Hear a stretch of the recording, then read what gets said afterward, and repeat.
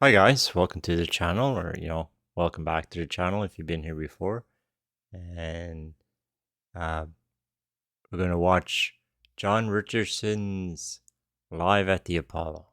Jon Richardson, I know mostly from 8 out of 10 Cats, where he's often the butt of jokes. And it's, from what I can tell, it seems he deserves each one.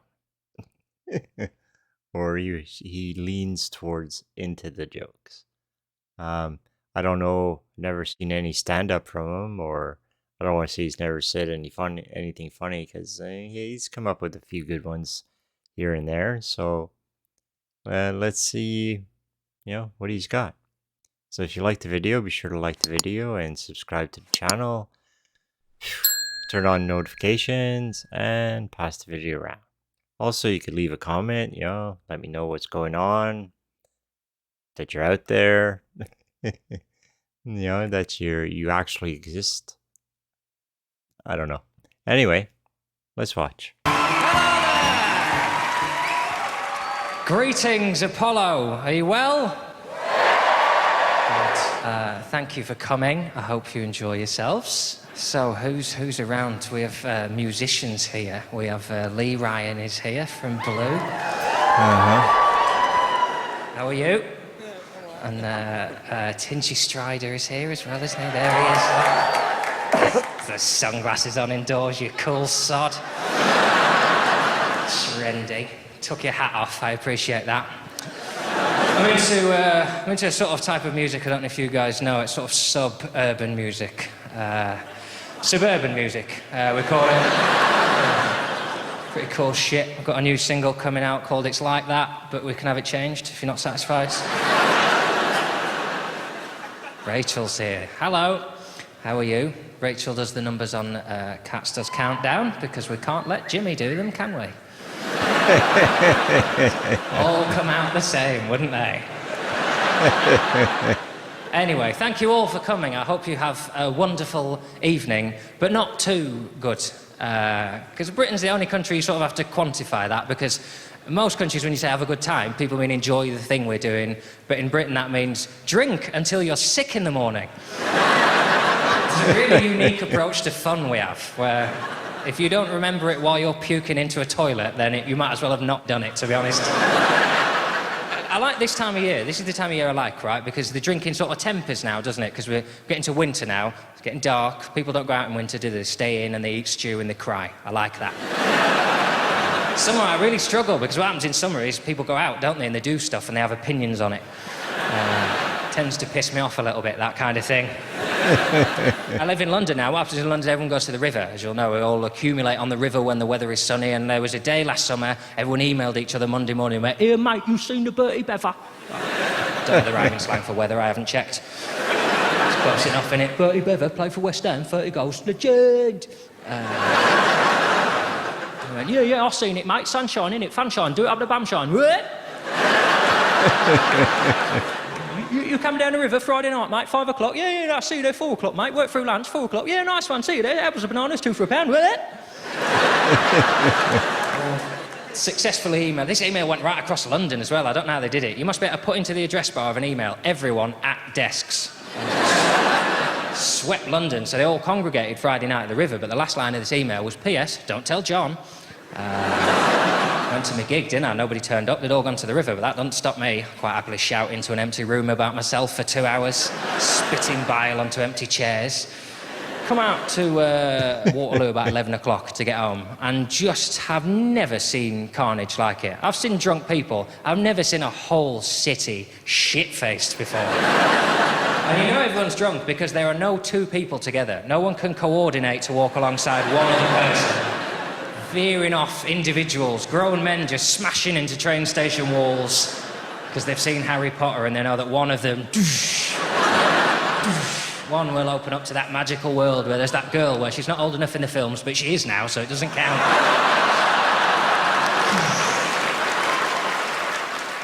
People's limbs have stopped working, they're just dragging themselves across the floor, hoovering up chips.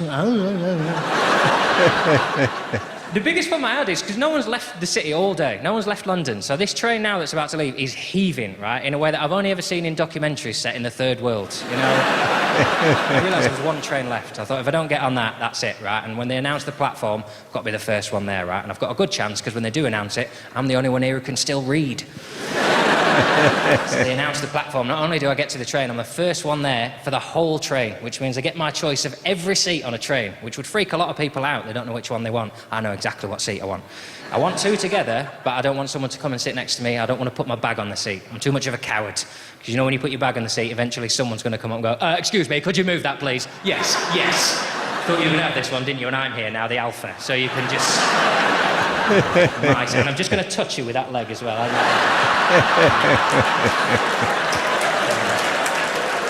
That's my armrest. You get off, I'm having that one. You have that shitty little half one there under the window. That's yours. So I just picked the two worst seats on the train. So I think that'll do me, the two seats that nobody else will want, right? So what you do, you walk along the train until you say, well, they've joined two together, but there's no divide. So all these people are stuck in this bit, right? Go in this door here. Don't go on forward with your momentum. Just pivot round like that. And there's a little pouch of seats here that nobody notices, right? Look for the table here. Don't sit at the table. Everybody wants the table. Sit just behind the table. People see the table's free, they move on. There's two seats here facing backwards. Most people don't like to face backwards. It makes them feel sick. Sit by the window, so people walking here assume there's someone there as well. Yeah, go on, keep walking, mate. This is... Got on my seat, I thought, I've nailed this. Curled myself up into a little ball of self-righteousness, right? Stone cold sober, hating it. People get on the train, drunk, enjoying themselves, winding me up, right? Just before we pull out of the station, something hits the back of my chair, right? Definitely a human head. You can tell by the weight of it and the sound. It's just a girl who's just passed out, can't move anymore, right? And I think, how did she even get on the train? I can't look round, can I, to find out, because I'll make eye contact with someone and I think I want to talk to them. Oh, you got a face, have you? I got a face, mate. I was born in Bermondsey, actually. You just sit there curled up. And luckily I find out what's happened, right? Because a man announces the history of the evening to us all, right? A big South African businessman he is. He's carried her onto the train, right? Now, he's not getting this train, so he needs someone to help her off the train, which for me, all he needs to do is just tap these two people here, doesn't he? Could you help this woman off the train, please? I don't know if you can see that, but she's absolutely annihilated. I'm not actually going to help. I'm leaving now. She's yours. Okay, take care. Cheerio now. Bye-bye. He doesn't do that because he realises if he announces to the whole carriage what he's done, we'll all think, well, he's carried a lady onto the train. What a fine gentleman. I shall applaud him and carry him wherever he's going. So instead he shouts to all of us, somebody's got to help this woman off the train, please. I've carried her as far as I can, but I can do no more. What a world, what a world. Born in South Africa, he's travelled. Very accurate, that was. Anyway, I hated him. He's the first individual I take time out to hate, and I'm good at hate. It's my skill, right? But then these two people here, I hate them because they bailed him out. They went, oh, that's okay, we'll get her off the train. And I hated them just for getting involved. And also because they're drunk as well. All that's happened is they're drunk, but she's more drunk, so they're sobered up now. Oh, is she drunk, is she? Oh, don't worry, we only had the 12 Jaeger bombs, you see, so... We'll take care of this. Do be careful there, I pissed there just a little bit, okay? Here's how good I am at hate as well. At the same time as I'm hating them for getting involved, I'm simultaneously hating everyone else for not getting involved. That's really top-level hatred, that is. Just, there's a woman in distress here and you did nothing. This country's gone to the dogs. Right, he gets off the train and starts to calm himself down. We're rattling along. We get about 5 minutes into the journey and I'm almost back at base-level hatred, which is still quite high. And I hear the noise from behind me of a sort of semi-thick liquid hitting the floor from about 3 or 4 feet. I think she's never having a can of soup. That was a bold snack for a train, that, isn't it? Heinz big soup, I would say, from the sound of that. It's not that, is it? She just chundered. She just chundered. Right? She wakes up chundering on a train she doesn't remember getting on, which is obviously upsetting, so she starts crying, right? And the crying causes her stomach to convulse, which makes her sick again. So it's a perfect little sandwich of misery going on behind me there.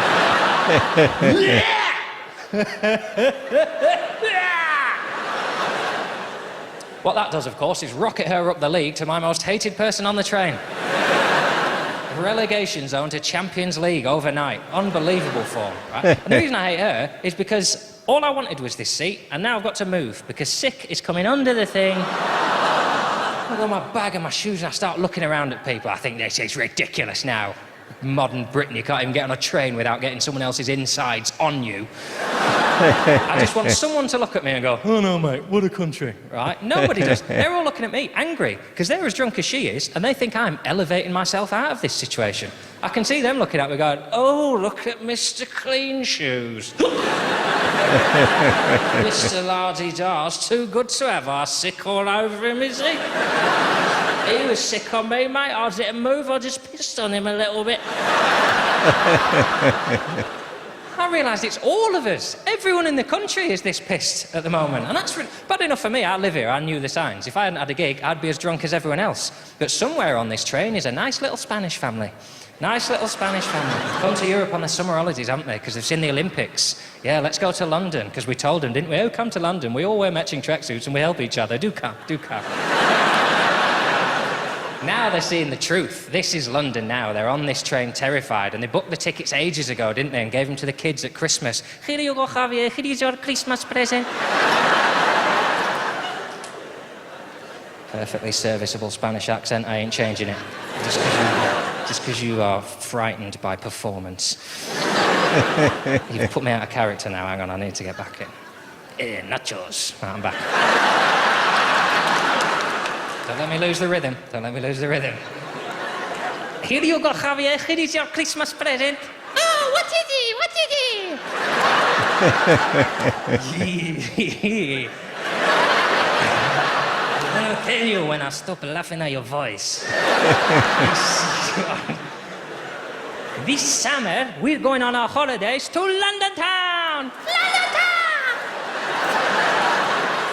That's right, London Town. But when we get there, please don't speak out loud because people will laugh in your face. London Town! London 2012 Olympic London! London 2012 Olympic London, but we're going there in 2013 because it's cheaper. Book us an apartment, it's on the edge of the city, so every day we wake up, we'll have some breakfast, we get the train into town, we go to Buckingham Palace, we watch a show, you can stay up late every night, and we get the last train back to the apartment in the city of London. Fucking don't sweat.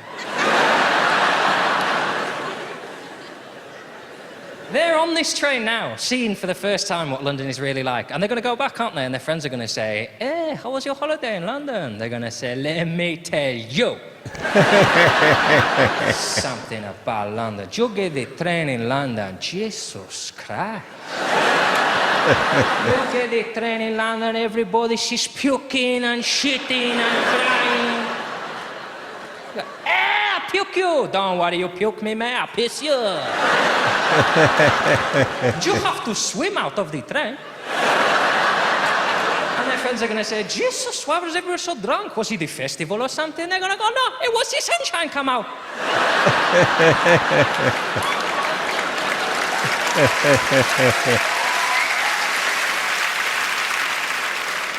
There we go. Consider yourself satirized.